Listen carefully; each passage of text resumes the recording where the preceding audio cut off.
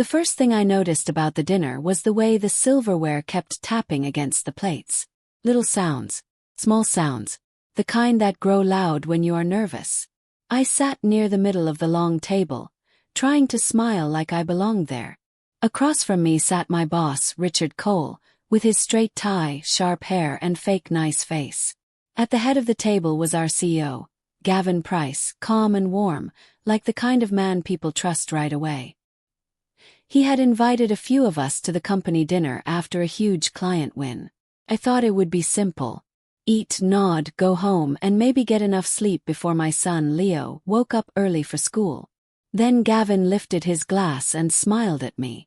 He said, "Maya, I hope that bonus helped." The room went still. I felt every eye turned toward me. I should have answered right away. But I could not because I knew one thing in that second. I had not seen any bonus. So I slowly set my fork down, looked across the table at Richard and said, "What bonus?" The silence that followed felt heavy enough to break the glass on the table. Richard's smile twitched. Gavin frowned a little, like he thought he had heard me wrong. And I knew right then that this dinner was not going to end the way anyone expected. My name is Maya Turner, and I am not the kind of woman people notice first. I am the one who stays late to fix the mistake no one else wants to touch. I am the one who keeps notes, checks numbers twice, and remembers the small things people forget. At work, I handle operations for Brightwell Foods, a company that ships fresh meal kits across the country. I do not just push papers. I solve problems, keep orders moving, calm angry clients. I make sure the team does not fall apart when things go wrong. Gavin knew that. That was why he liked to ask me questions in meetings. Richard hated that. My boss liked control. He liked praise. He liked being the smartest man in the room. He also liked acting like my hard work belonged to him. At home, I was a single mom raising my 8-year-old son Leo. His asthma medicine, rent, and school fees ate through my pay fast. That bonus Gavin was talking about was not just extra money. It was air. It was hope. It was the chance to breathe without fear for once. I had worked for it. I had earned it. So when Gavin asked if it had helped, I knew something was wrong.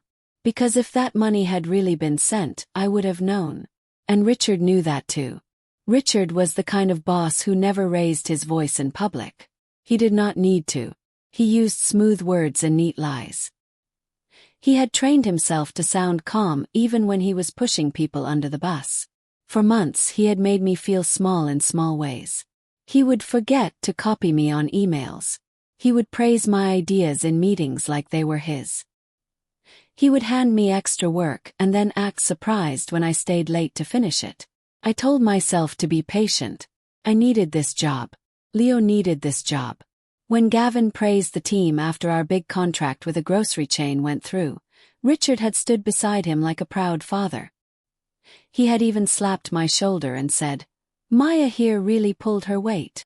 It was the closest thing to respect I had gotten from him in months. Then, a week later, he called me into his office and told me the bonus was still being processed. He said finance was behind. He said not to worry. He said the payment would hit before the dinner. I believed him because I wanted to. Now Gavin was asking about that same bonus. And Richard was sitting there as still as stone. That was when I knew his lie had not just failed. It had been waiting to be seen. Gavin leaned back in his chair and studied my face. "You did not get it?" he asked, slower now. "Richard told me your payment went through last week." The way he said it made my stomach turn. Not angry yet, just confused. I looked at Richard again.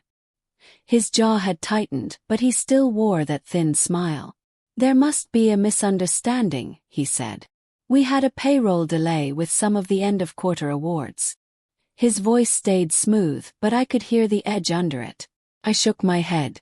"I checked my account every morning," I said. Nothing came in. My voice was steady, but my hands were not. They were cold in my lap.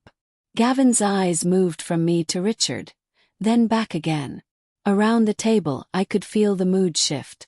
Few people stopped chewing. One of the managers beside me sat up straighter. Richard gave a tiny laugh. Maybe it went to the wrong account, he said. These things happen. No, I said. They do not happen to every other person on the team. That got their attention. Two of my co-workers, Nina and Paul, exchanged quick looks. Gavin noticed it too. He put his glass down and asked, Maya, can you tell me exactly when you were told this? I swallowed hard. I did not know it yet, but the dinner was only the beginning of the truth. A few days earlier, Richard had called me into his office after everyone else had left. His room always smelled like coffee and old paper. He pointed at the chair across from his desk and told me to sit. Then he folded his hands and smiled in that way that never reached his eyes. You did great on the Weller account, he said. I made sure Gavin saw that. That sentence should have felt like praise, but it did not. It felt like he was handing me a gift that had already been opened. He told me the company planned to give me a special bonus because I had worked so many late nights. I remember feeling so relieved I almost cried. Leo's inhaler refill had come due that same week. The landlord had sent a reminder about rent. My car had made a strange sound on the way to work. I was tired in a way sleep could not fix. Richard slid a paper across the desk and told me to sign a routine form for processing. I was so drained that I almost did it without reading. Then I saw the line that said the payment would be handled through a department reserve fund. Pause. He smiled and said, It is just a formality. I asked if I could take a picture. He said no. He said it needed to stay in the office. So I signed nothing. I left with a bad feeling in my chest. And now, at the dinner table, I knew that bad feeling had been right. Gavin turned to the finance director, Elena Park, who was sitting 2 seats down. She was one of those people who noticed everything but said very little until she had to. Elena, he said, pull up Maya's bonus record. Elena blinked once, clearly not expecting that kind of question over dinner. But she took out her tablet right away. The room grew even quieter. Richard shifted in his chair just a little. That tiny movement said more than words ever could. Elena typed fast. Her face changed slowly as she read. There is a bonus record here, she said carefully. But it is marked as reallocated. Gavin's forehead creased. Reallocated to what? Elena looked down again. To the department discretionary account. I turned to Richard so fast my neck ached. What does that mean? He asked. He gave a small shrug. It means we used the money where it was needed most. His tone was light, almost joking. Team dinners, client gifts, that sort of thing. Gavin stared at him. That is not what I approved. Richard's smile faded a little. I thought it would help the whole group. The whole group, I repeated. So that is why I had to choose between Leo's medicine and groceries. Nobody answered me.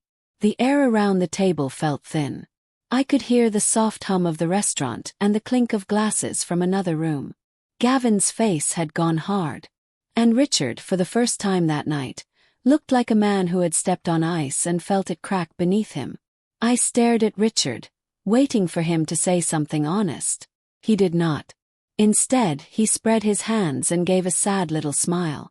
Maya, do not make this bigger than it is, he said. Everyone made sacrifices this quarter. I almost laughed. He said that with the same mouth that had told me to stay late, stay quiet, and be grateful for being part of the team.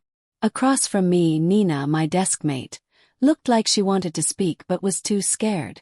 Paul, from accounting, stared down at his plate. He knew something too. I could see it in the way his fingers tapped the table once and stopped. Gavin took a slow breath. What did you mean by reallocated? He asked Elena. She looked uncomfortable now. The money was transferred out of the payroll line and into a secondary fund under Richard's cost center. Richard quickly said, for business needs. Gavin's head turned sharply toward him. Without my approval. Richard did not answer right away. That was answer enough. I felt heat rise in my chest, not from anger only, but from shame. Not shame for myself. Shame for how long I had doubted my own gut. I had thought maybe I was missing something. Maybe I had made the form seem more important than it was. But now the room was telling me I was not crazy. I was robbed. And the worst part was that Richard knew I needed that money. He had looked me in the eye and still done it. I put my hand flat on the table so no one could see it shake. Gavin's voice stayed calm, but now it had steel under it. "Richard, I want the paper trail," he said. "Right now." Richard tried to laugh. Came out thin and wrong. "We can handle this after dinner." Gavin did not blink. "No. We handle it now." Elena moved quickly on her tablet. Paul finally spoke. "There was an entry," he said, not looking at anyone. "A transfer request." Richard spun toward him. "Paul." The warning in his voice was clear. Paul swallowed hard. "I thought it was approved," he said. "It had your signature line." My stomach dropped. "My signature?" Yes. I had never signed a thing. Richard leaned back like he was offended. "You are all overreacting," he said. "It was an internal move. No one lost anything." I looked at him and felt something inside me harden. "I lost it," I said. "You knew I needed it." He shook his head, still trying to stay calm. "Maya, this is not personal." That was the moment I almost stood up. Not because he had taken the money. Because he had taken the money and still expected me to act small. Gavin's eyes moved between us. He could see it now. This was not a simple mix-up. It was theft with a clean tie on it. And suddenly I knew this dinner had become a test. Not for me. For him. Would he protect the man in charge of my team? Or would he protect the truth? I was about to find out. I took a breath and spoke before I could lose my nerve.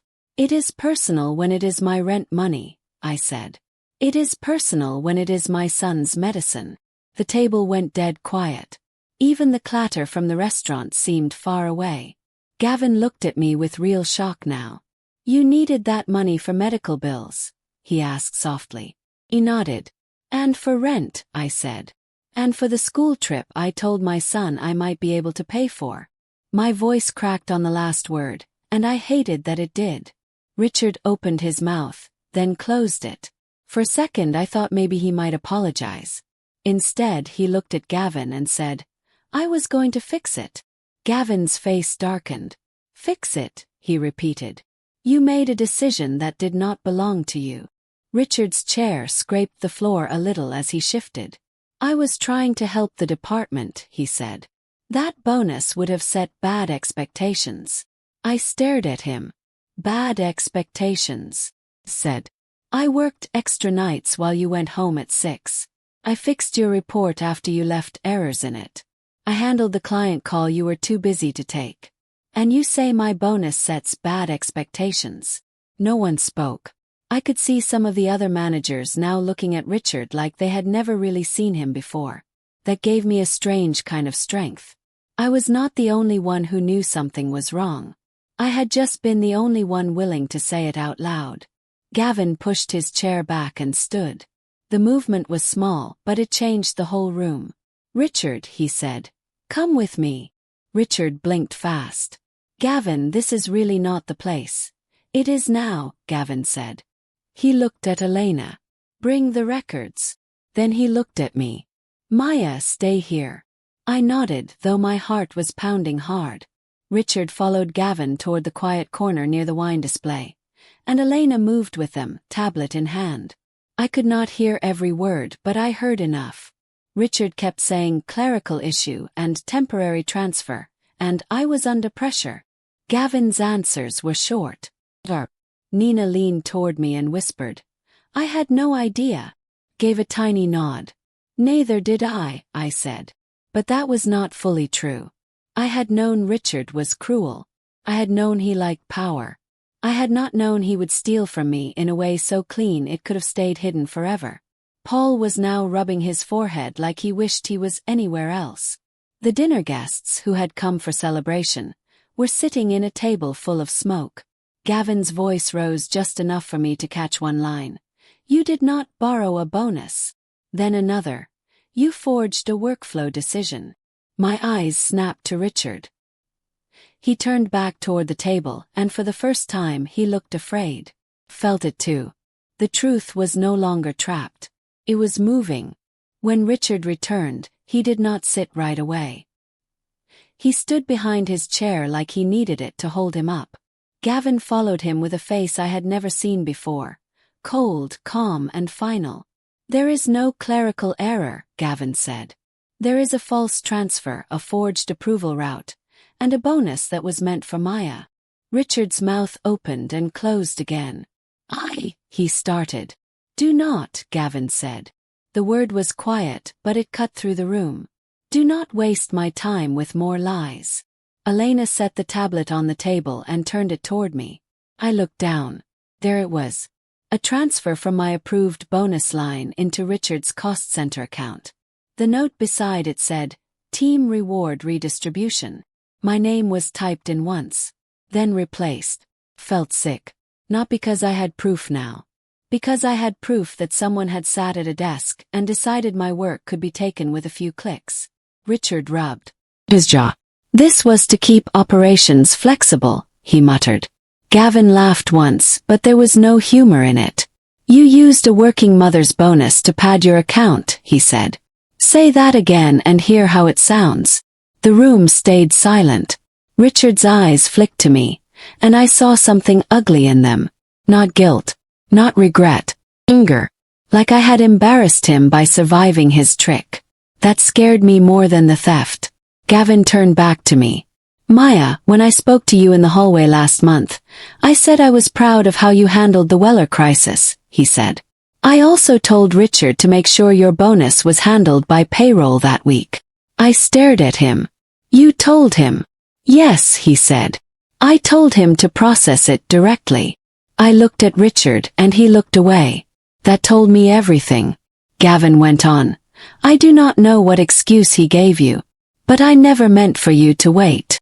My throat tightened. For weeks I had thought maybe the company had changed its mind. Maybe I was not good enough. Maybe I had been foolish to count on anything. Now I learned the truth. The money had not been late. Had been taken. "Why?" asked Richard. He looked at the table, not at me. "I did not mean to take it all," he said softly. "I planned to replace it after the client payment came through." Gavin's head snapped up. "You admitted it." Richard looked trapped now, but he kept going. "The travel budget went over. We needed a stopgap." "No," I said. "You needed a cover." He finally looked at me. "You are acting like I stole from a stranger." I stood then slowly. "You stole from me," I said. "That is not a stranger." The room held its breath. I could hear my own heart. I could feel Leo's face in my mind, the way he had asked me if we could still go to the school zoo trip. I had told him maybe, because I believed the bonus was coming. And it was never going to come unless I fought for it. The room was so quiet that when Nina cleared her throat, it sounded loud. She looked at Richard and then at Gavin. "He told us not to mention the bonus," she said. Everyone turned to her. Her face went pale, but she kept going. "He said it would be sorted later and that Maya did not need to worry." Richard hissed her name, but this time no one cared. "He also said not to check payroll because it would confuse people." I stared at Nina in shock. She looked sorry, but she also looked relieved to stop hiding it. Gavin's jaw tightened. "Is that true?" he asked. Richard did not answer. Gavin turned to Paul. "And you?" Paul swallowed. "I processed the transfer note because Richard said it was a department adjustment approved by leadership." "Which leadership?" Gavin asked. Paul shook his head. "He said it came from above." I looked at Richard with fresh disgust. He had not only taken my bonus. He had built a web around it, using my coworkers like walls. Gavin slowly sat back down. His anger was so controlled now that it felt dangerous. "You lied to payroll, lied to finance, and lied to this table," he said. "Over a bonus for your employee." Richard's face had turned red, then pale. "It was never supposed to become a scene," he said weakly. I almost laughed. He sounded less like a boss and more like a child caught with his hand in a jar. But this was not small. It was money I needed to live. It was trust. It was dignity. And he knew exactly what he was doing. Gavin turned his attention to the rest of the table. "I need to be very clear," he said. "This company does not take bonuses from staff and move them without approval. This is not a misunderstanding. It is a serious breach." He looked at Elena. "Contact HR. Start the review now." Then he looked at me. "Maya, I am sorry." The room seemed to lean in when he said it. I nodded, but I did not know what to do with the apology yet. Years of being overlooked do not vanish just because one powerful man is suddenly kind. "Thank you," I said softly. Gavin's eyes moved to Richard. "You will go with Elena after dinner," he said. "Your access will be suspended tonight." Richard's head jerked up. "Gavin, wait." "No," Gavin said. "You had many chances to stop." For the first time, Richard looked like he might break. His confidence had peeled away, and underneath it I saw a man who had been living too close to the edge for too long. I did not feel sorry for him. I felt sad for the version of me that had once been scared of him. Nina sat very still. Paul stared at the table. The dinner that had started as a celebration now felt like a courtroom. But it was also something else. It was the first time my work had been seen for what it truly was. Gavin asked the server to pause the meal, then turned back to me in a way that felt both careful and kind. "How much was the bonus?" he asked. I named the amount. It was enough to cover rent, Leo's medicine, and the school trip, with a little left over. Not rich money. Just life money. Gavin closed his eyes for 1 second. When he opened them, he looked at Richard with real disgust. "That was not your call," he said. Richard gave a half shrug, trying one last time to act like this was all too messy to matter. "We were under pressure," he said. "I made a decision for the good of the department." I shook my head slowly. "No," I said. "You made a decision for yourself." He snapped his head toward me. "You do not understand how leadership works." I almost smiled at that. "I understand exactly how it works," I said. "You take credit. You pass blame. And when someone underneath you gets hurt, you call it business." The table fell silent again. Gavin stared at me for a long moment, then nodded once, like he was remembering something important. "That is a sharp way to put it," he said. I looked down at my hands. They were finally steady. My truth had not made me rich. But it had made me clear. I was no longer guessing. I was no longer hoping. I knew what had been done to me, and I knew it was wrong. After a few more tense minutes, Gavin asked Elena to take Richard into the side room. Richard stood slowly, and for the first time that night, he looked at me without his mask. "Maya," he said, and there was something raw in his voice now. "I did not mean to hurt you." I almost believed him for half a second. Then I remembered every late night, every ignored message, every time he had smiled while taking from me. I looked back at him and said, "You knew exactly what you were doing." He flinched. Elena came beside him, and he followed her like a man walking to a door he never thought would open for him. When he was gone, the table felt bigger and emptier at the same time. Gavin rubbed his forehead. "I should have watched this closer," he said. "That is on me." "It is on him," I said. Gavin looked at me, and then, to my surprise, he gave a small nod. "Yes," he said. "It is." That mattered. Not because it fixed the damage, but because he did not try to hide behind company talk or fancy words. He said the truth plainly. Around us, the others sat in silence. Nina was tearing at a napkin with her fingers. Paul looked sick. I thought about Leo waiting at home with my neighbor watching him. I thought about the stack of bills on my kitchen counter. And I thought about how close I had come to believing I was the problem. I was not. I had just been trapped with one. Gavin asked the remaining managers to stay while Elena finished the first report. He did not want anyone leaving with half the truth. That surprised me. A part of me had expected him to protect the company image first. Instead, he sat there and let the room stay ugly a little longer. When Elena came back, her face was tight. She said Richard had changed account notes on several small payments before. Not just mine. Not enough to get noticed at first. Small shift. Small steals. Tiny cuts that would not bleed a company right away, but would still hurt the people underneath. My skin went cold. Gavin pressed his lips together. "How many?" he asked. "4, Elena said. "Maybe more." The room filled with a new kind of silence. Richard had not just crossed one line. He had been walking around the edge of several. I felt a wave of anger then, hot and sharp. Not just at him. At myself for not seeing more. At the system for letting this happen. At the fear that kept me quiet. But then I caught myself. I had seen enough to know I was not weak. I had noticed patterns. I had kept proof. I had spoken when it mattered. That was strength too. The kind that does not look loud from the outside. The kind that holds for a long time before anyone notices. Gavin turned to me again. "Maya," he said, "if you are willing, I want you to work with HR on the full record." I looked at him and nodded. This was no longer just about one bonus.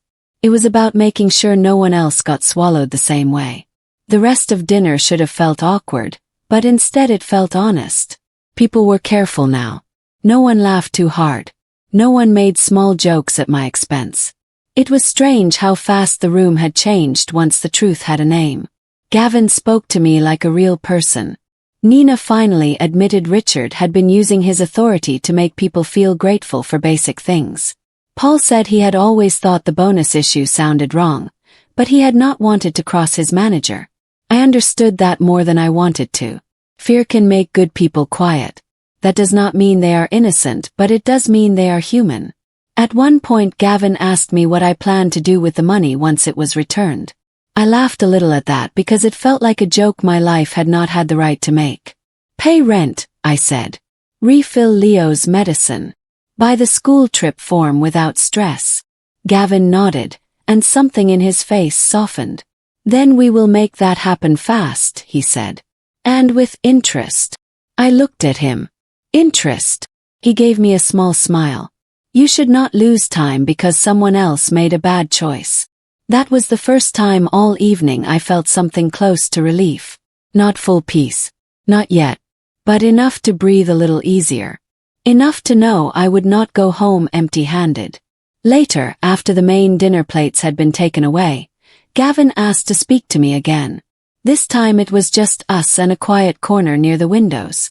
The lights from the parking lot showed on the glass behind him. He looked tired now, not just angry.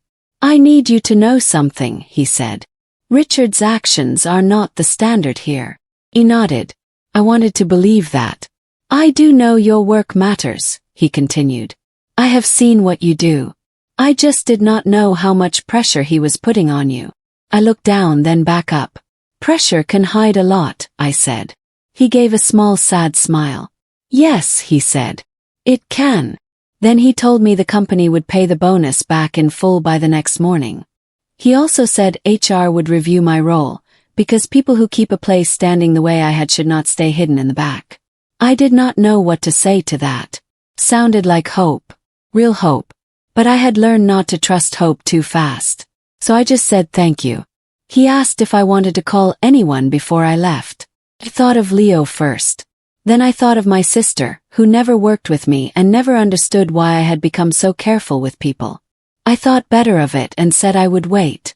Some news should be handled when your heart is steady enough to hold it. When I returned to the table, I saw Richard was gone. So was his chair. That empty space said more than any speech could. The room had shifted again. No one mentioned his name unless they had to. Gavin stood and told the group that the evening had taken a serious turn, and that he would address it properly with HR and finance in the morning. He did not give details. He did not need to. Everyone already knew. Then he looked at me and said, "Maya, I want to thank you for speaking up." I nodded once. That had not been easy to hear, because a part of me still felt shaky inside. But it mattered. Nina looked at me with wet eyes and whispered, "I am sorry." I believed her. Paul apologized too, though his felt more like shame than harm. I accepted both, because I could tell who was speaking from guilt and who was speaking from fear. The family dinner side of the evening had collapsed, but a different kind of truth had taken its place. I was no longer invisible. Not in that room. Not in that company. Not to myself. I picked up my glass and took a small sip of water. For the first time since Gavin asked about the bonus, my hands did not shake. I knew things would still be messy tomorrow. But tonight had already changed my life. I could feel it in the air. Before I left, Gavin asked me one last question. "Why did you look at Richard when I mentioned the bonus?" he said. I knew something was wrong from that look alone. I almost laughed at how simple the truth was. Because I knew he had it, I said. Or I knew he had touched it somehow. Gavin nodded. And you were right. I looked toward the empty chair where Richard had sat today. I had been carrying the feeling for days, I said. I just needed the truth to catch up. Gavin was quiet for a moment. Then he said, "That is a good way to put it." It was a small thing, but it landed deeply. I had spent so long being told I was too emotional, too careful, too suspicious. Yet every careful thing I had done had brought me here. The notes, the screenshots, the habit of keeping proof. The choice to stay quiet until I knew. That was not weakness. That was survival. Gavin walked me to the lobby. The whole building felt different at that hour, softer and emptier. Before he left, he said, "You did not make a scene tonight." I looked at him. "No," I said. "I just stopped hiding one." He smiled at that, and I think he understood exactly what I meant. At home, Leo was asleep on the couch under the blue blanket he loved. My neighbor had already left a note saying he had done great and eaten all his dinner. I stood there for a second, looking at my son's small face and feeling every part of me loosen. The bonus was coming back. The school trip would happen. The rent would be paid. But more than that, something in me had changed. I had not screamed. I had not begged. Had not crashed. I had sat at a dinner table with the most powerful people in my company and told the truth when it mattered most. The next morning, Gavin called early and said the money had been corrected and sent back with an apology from finance attached. HR would also start a formal review of Richard's actions.